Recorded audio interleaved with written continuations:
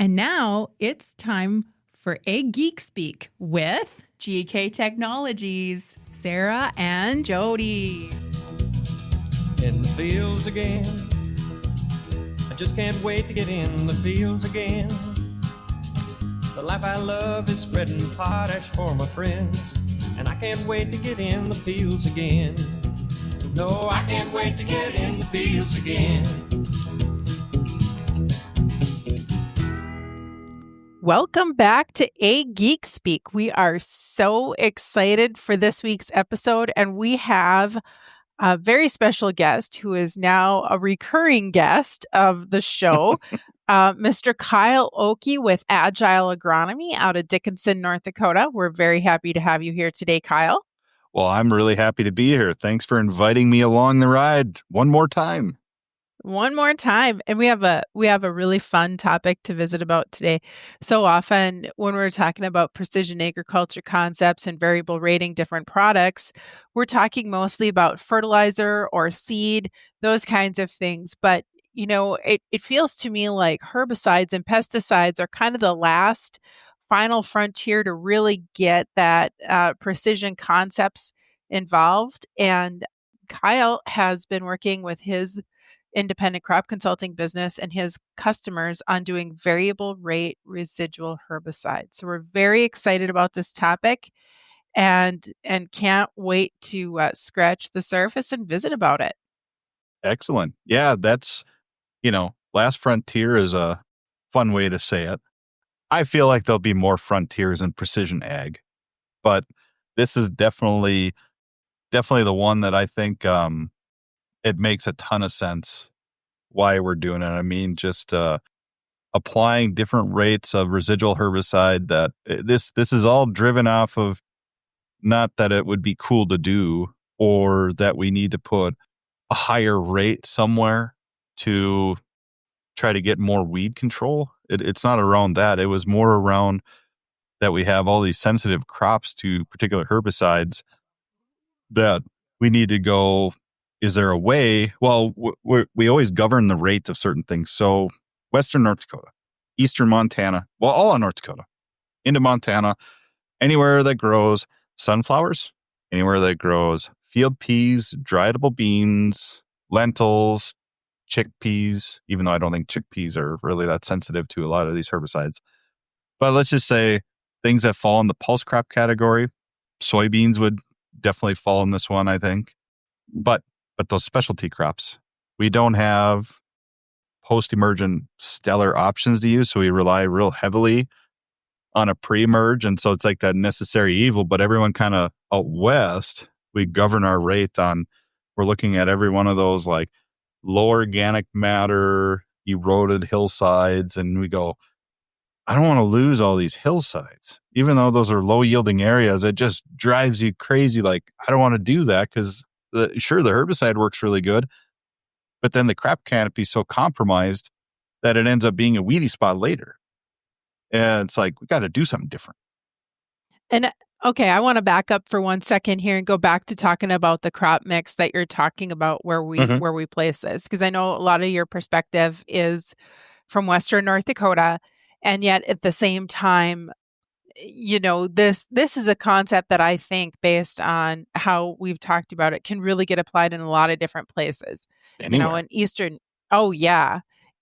North Dakota, I'm thinking about dry beans. I think there could be some residual herbicide things with like Nortron or some of that stuff, even in sugar beets, in different things like that too. So it really is a specialty crop thing. But even in soybeans, I mean, the way that we're dealing with resistant weeds right now, these residual herbicides have just got to be such a big component of our weed control system. Otherwise, we just leave too much on the table, and it's, we need these residuals to help us manage our resistant weeds, I guess. Well, I'm a Western Minnesota native. I was just visiting my parents just the other week, and the neighbor's field right to my parents' yard is a great example. So where I grew up is right on the edge of the Red River Valley. I guess we always called it the Beech Ridge.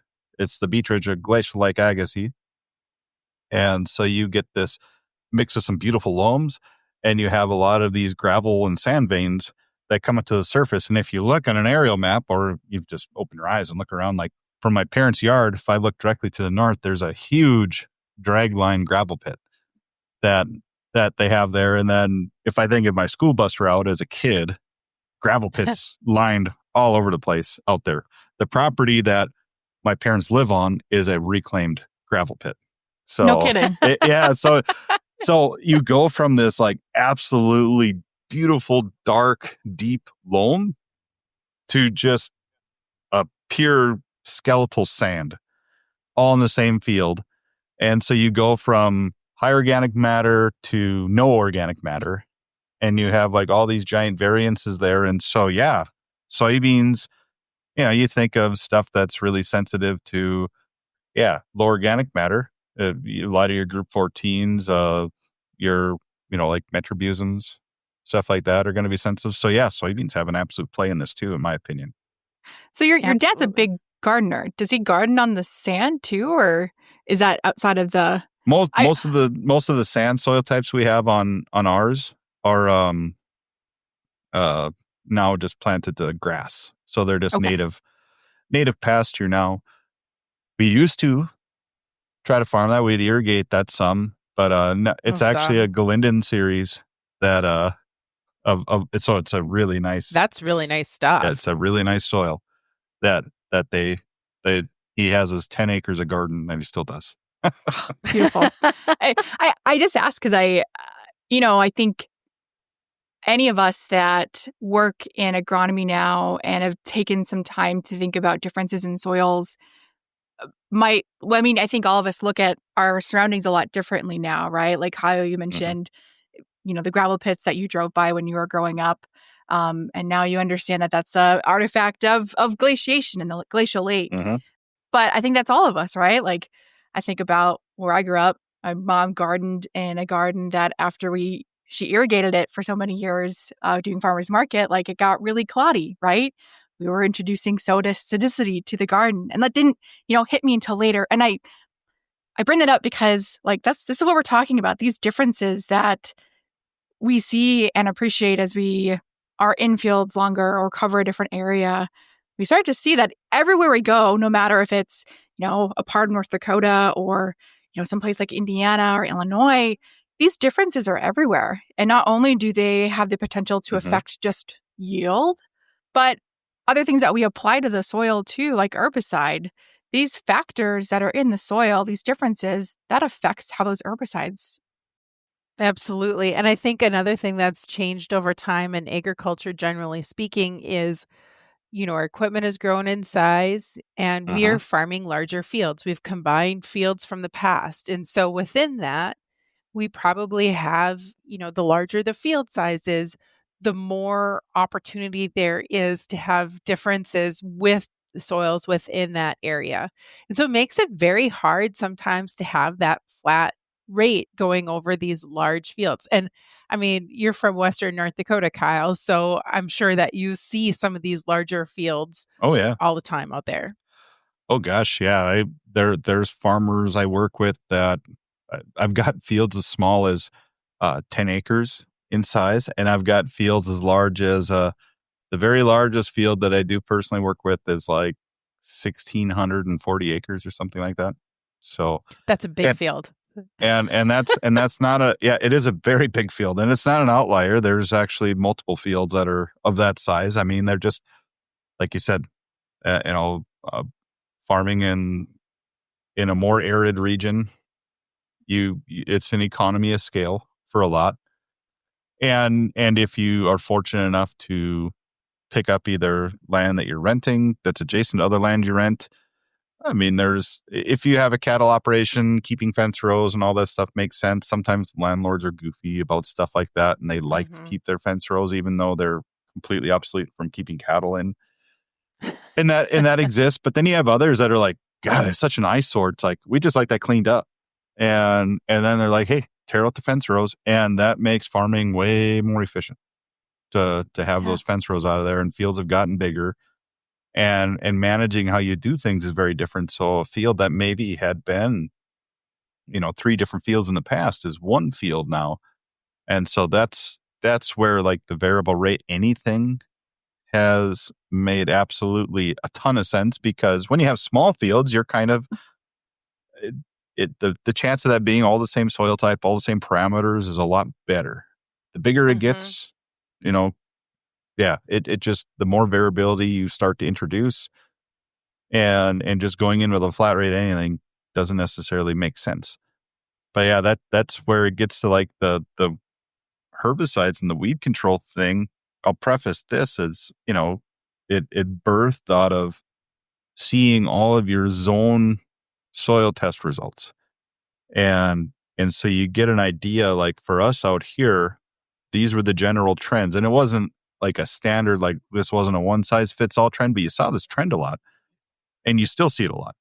And the more you dig into it now, like I can look at a soil series map and a zone map, and I can start to predict what I'm going to see now without seeing the results. Generally, our better landscape positions have higher organic matter. They have lower pH.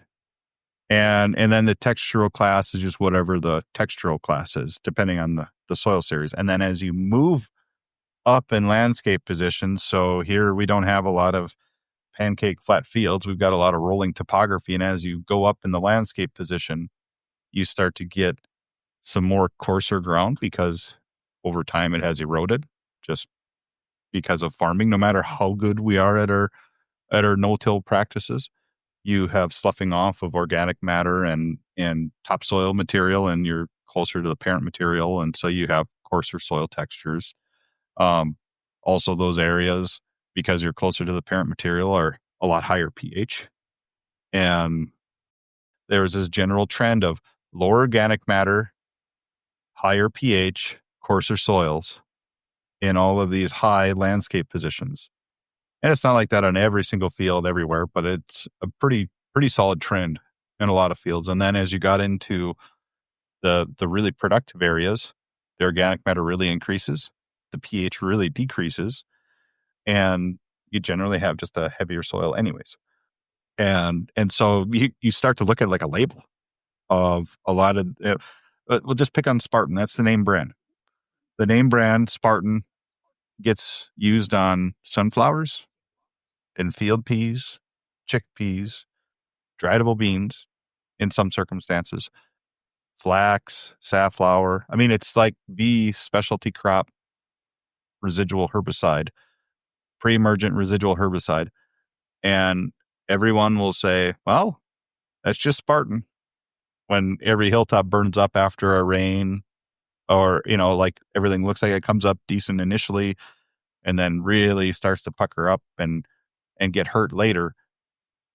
And those labels have this beautiful roadmap built in it already. And they have this flow chart, and it has the parameters of soil texture class, soil organic matter, and soil pH to tell you, what rate a herbicide is safe, or if you should even use it at all. Huh. Of course. Maybe it's a place to like shut it off too.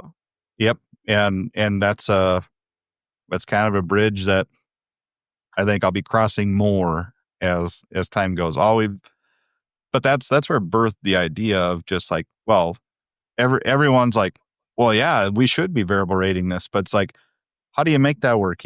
Everything's a tank mix. Everything goes in one tank. But the practice has become, we do a lot of fall residuals now. So now we're starting to layer residuals to try to help, kind of fill in all these gaps in time where weeds can start, coming through. And so we're just putting more armor out there. So what we started doing is just running fall residuals and then coming in and variable rating the entire tank mix. So it'd just be like a glyphosate sulfentrazone tank mix. And so you have to pick a rather high rate of glyphosate so that where you do lower your rate, you're still achieving control. But the good news is that most of the area where you're reducing your rate, when we do all this layered residual, we're really just dealing with like volunteer grains and small grasses, easy to control stuff, where the residual herbicides are really more focused on broadleaf weeds. And then obviously you pick a rate of sulfentrazone to, make this work across the field where you're reducing. And so the focal point for us has been reducing the rate low enough to minimize injury in those very sensitive areas, and then just get to a full rate that gives us adequate weed control in the areas that won't be sensitive. But potentially in the future, we could be playing around with, increasing where we need to have more, as long as it's allowed. But currently right now, it's just avoiding crop injury in the areas that we get crop injury, because those end up being point sources for weeds later when we injure the crop so badly that you have like late season stink grass and some other broadleaf weeds. Like kochia does come in some of those areas sometimes, even though you have a very effective herbicide on it, but you have no crop canopy to protect it or to keep it from coming. Backing up a little bit, can you, for somebody that's, maybe they think, hey, maybe this is something that's going on in my field, or somebody that doesn't do residuals in the fall, can you describe more about, what do these spots look like in the field? What are you looking for? And what really confirms that this is a residual herbicide issue when you see it? And then maybe talk about what the standard rate in practice was before you started doing your split residuals. So start with symptomology and then talk about what the common practice was before. So symptomology wise, I think sunflowers are probably the easiest one to pick on, because they show it the most showy, I guess, when you see sulfentrazone injury or a group 14 injury. So every plant comes up nice. And then it seems like once you get those first set of true leaves out, if you have an overload of that herbicide because of soil parameters, because your soil organic matter is really low, because your pH is really high, and then if your textural class, it doesn't have like a lot of buffering capacity. So let's say you're on a sand soil type, it just gets this, the leaves just decay. They just become necrotic, and the whole plant starts to stunt, I guess is the best way to explain it, because the plant doesn't stop growing, but it looks like it's starting to stack nodes on top of each other. So instead of like these nice lengthened internodes and you get this whole spread of leaves, you look at this plant that you're like, wow, something definitely is wrong with this plant. It's not a nutrient deficiency, because the whole plant is, it looks like it did get sprayed with something. And then the nodes stack up and the plants end up staying relatively short in comparison to all the uninjured plants around it. And then it never really canopies. It never produces as high of a yield as what maybe it potentially could have. Field peas look very similar. Field peas end up getting like these necrotic leaf margins, but then it's on the stems, it's in the internodes, but you'll see the internodes stack really heavy on top of each other. So instead of getting this like nice lengthened, stretched out pea plant that gets some height to it, it just is this little stubby thing that never gets much height to it, and has a bunch of just burnt leaf edges and never really does much. And it might put out a couple flowers, but peas already aren't a very proliferate growing plant to begin with. So if you're stunting these plants and then they're only growing a few inches tall and they put on maybe one flower in one pod, one, will the combine even pick that up? Two, it never canopies the ground. And so the heat of the summer evaporates any moisture out of that ground. You get more capillary movement of water from underneath. It keeps drying it out and keeps drying it out. And so it just perpetually becomes a bigger issue over the year. But if we could just prevent some of that injury there, maybe we can get just a little bit more yield out of it. There's never high expectations out of those areas, but just to have a crop canopy over it so we can prevent really weeds from taking over. is a big deal. Yeah. And that's a great description of how it changes over the landscape and, that whole idea of trying to avoid that injury. And it's so interesting how you can drive across a field on a four-wheeler and all of a sudden you drive into those spots Mm-hmm. and you're just, you're in that herbicide injury area because you flat rated it across, and there's no way to manage that any better. If you reduce the rate, those areas with that higher organic matter and pH, you're just going to get no weed control at all. So it's such a tough thing to make those decisions about if you're flat rating this.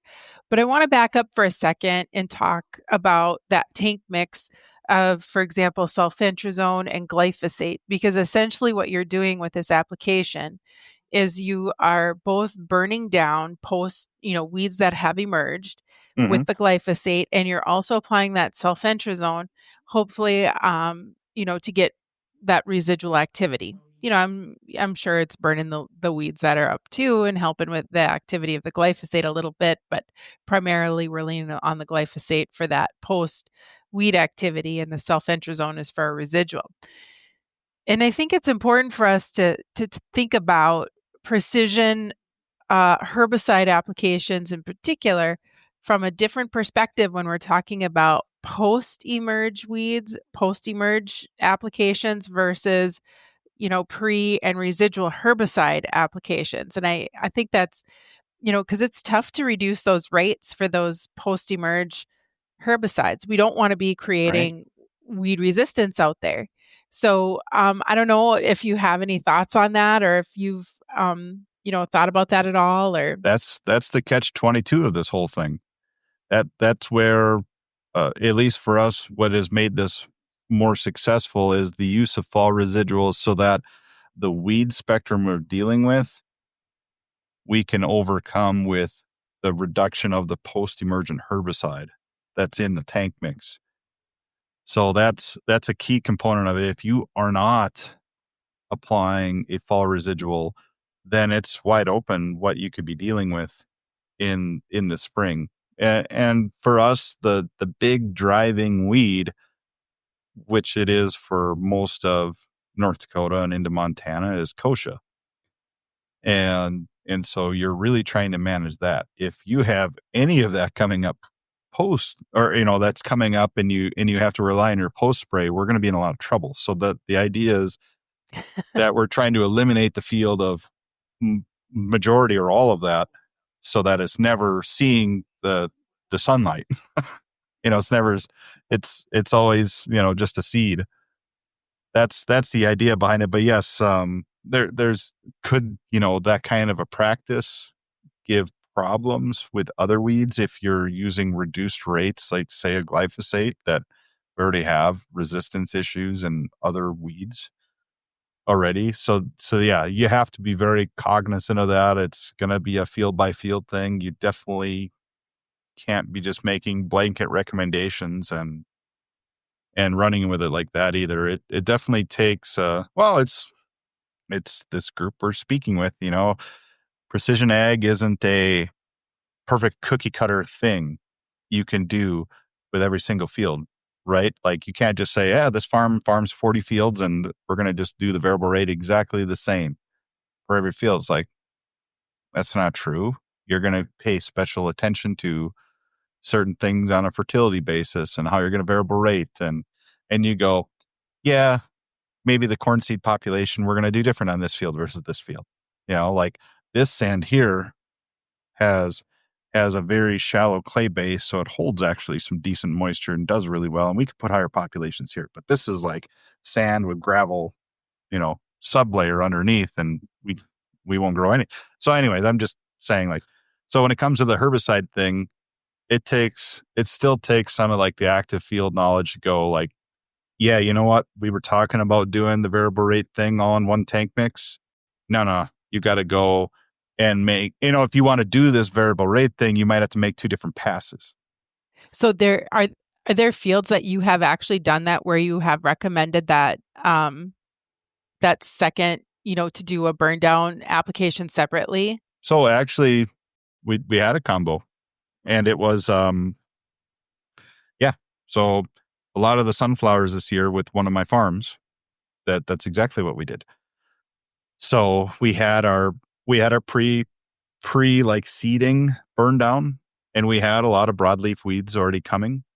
And so we did come in with a tank mix and apply just for a post-emergent circumstance to try to burn back all the broadleaves that were there, and then seeded, and then came back and did just a sulfentrazone right after seeding. Let's dig into this a little bit more, because I don't think it's as obvious why it's more difficult to variable rate herbicides than it is like a fertilizer, right? We talk about herbicide variable rate applications as being the final frontier, because it is a little bit more nuanced here, right? Because Yep. as Sarah mentioned, there's the pre versus post aspect. And then also when we're applying herbicides, we're not changing, you mentioned a little bit about how you're adjusting your rates, Kyle. Yep. But when we're applying herbicides, we have to be cognizant, at least if it's a post-emergent application, about how many gallons per acre you're applying. And so if you reduce your gallonage, you're reducing your rate too.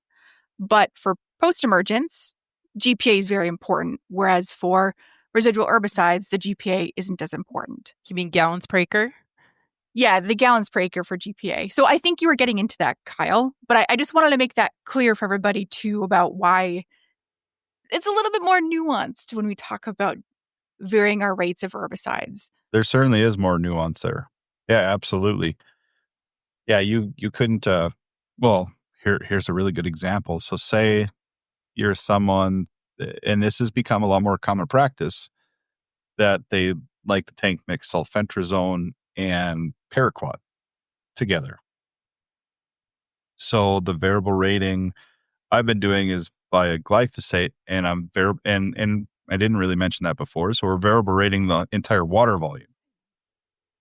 So we're loading the sprayer for 10 gallon per acre carrier volume. So the rate for your of, average carrier rate is about 10 gallons. Well, the average won't end up being 10 gallons, but we're Right. loading the field like we're going out for a standard static rate of 10 gallons. So say we're loading for 5 ounces of sulfentrazone, and let's say we're putting out 32 ounces of glyphosate, and then whatever we do for our water conditioner.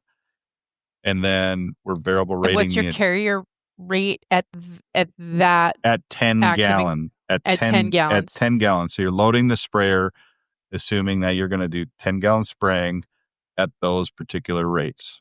And so if you were just to spray at 10 gallons flat, you would get that rate.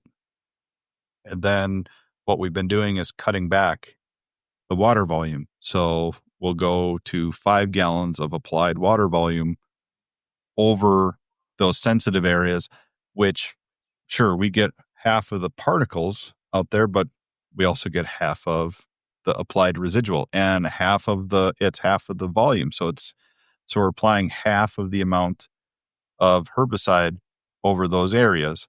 And that's what's reducing our injury, because we're not overloading the active ingredient. But that's also where there's less glyphosate going over those areas as well. And so, and if I can just add in, at 5 gallons, coverage issues, you probably are getting way less coverage. Yep. And in a no canopy spring situation, 5 gallons in glyphosate, that's fine. We get decent coverage. We've had really good control. But let's go to those groups of farms that have all of a sudden started using paraquat in place of glyphosate. Right. Or there's some that even try Liberty and do this. Oh. Okay. Contact only type herbicides. Now imagine if that's how you're going to load your sprayer, and this is what you're going to do. If you were to go from 10 gallons to 5 gallons, which I would never advocate doing 10 to start with as a standard rate for those. But so you have to really think specifically to your tank mix. So you have to both of your points, it's very nuanced. You can't make a blanket recommendation.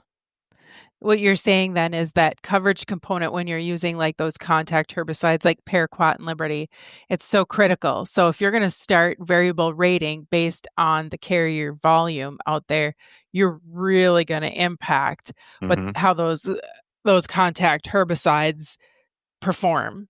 So this is the cool part, in my opinion. So this is, I mean, it's taken, because there's like a lot of equipment tech side of things that make this possible. So not every sprayer can even, just because you have a rate controller that can variably run your pump, doesn't mean that it works with your sprayer or for variable rate spraying. And so I'll kind of like explain what I'm meaning on this, and then I'll kind of roll into what I'm talking about, like in new tech where there's way better ways to do this.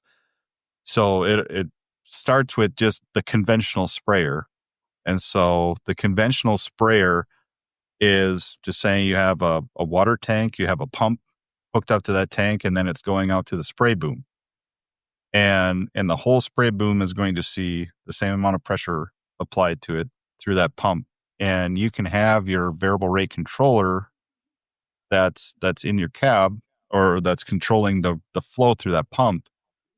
But in order for there to be a variable applied amount, it's going to be pushing more pressure or decreasing pressure as you're going in and out of those booms through that pump. And so because each nozzle is a very specific orifice size and was designed to be run within a certain pressure range.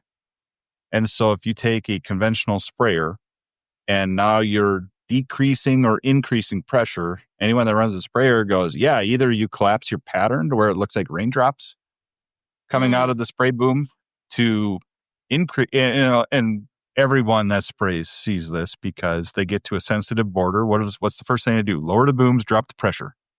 Yep. And they're being very careful because the less the pressure, the less fines that come out of those nozzles. And the less fines, the less drift.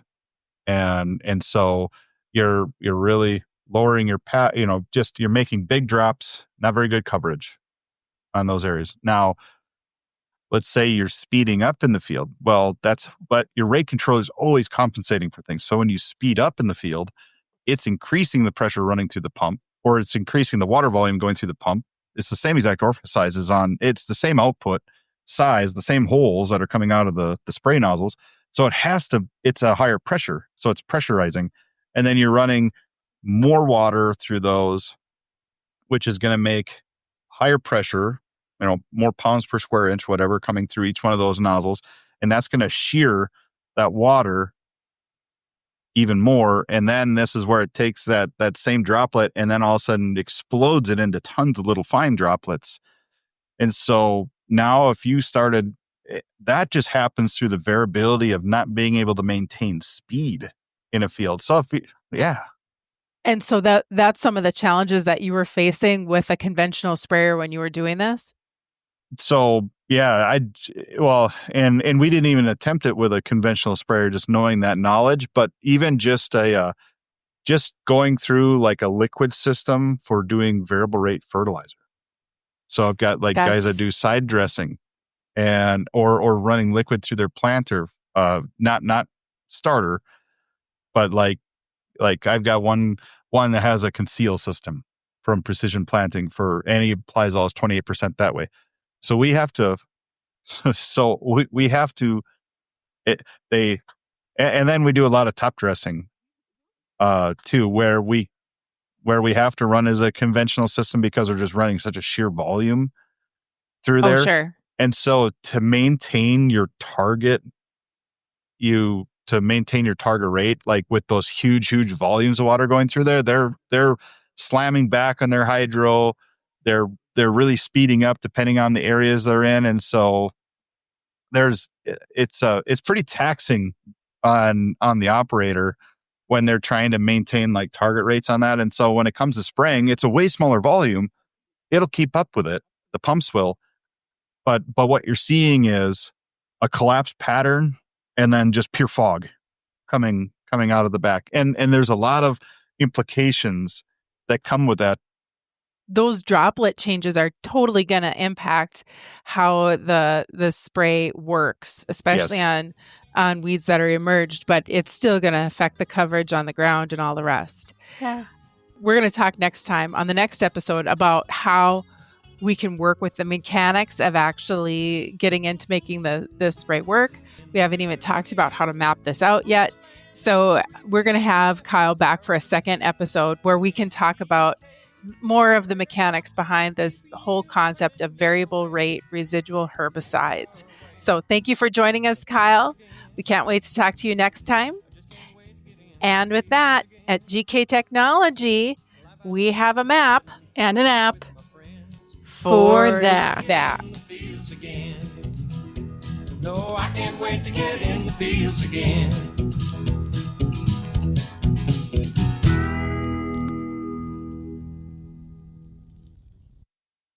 Let the geeks at GK Technology help you with your agricultural data. Their agronomists know agriculture.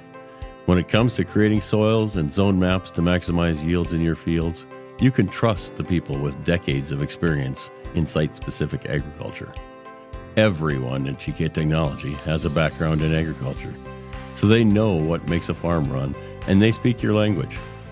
The geeks at GK Technology have a map and an app for that.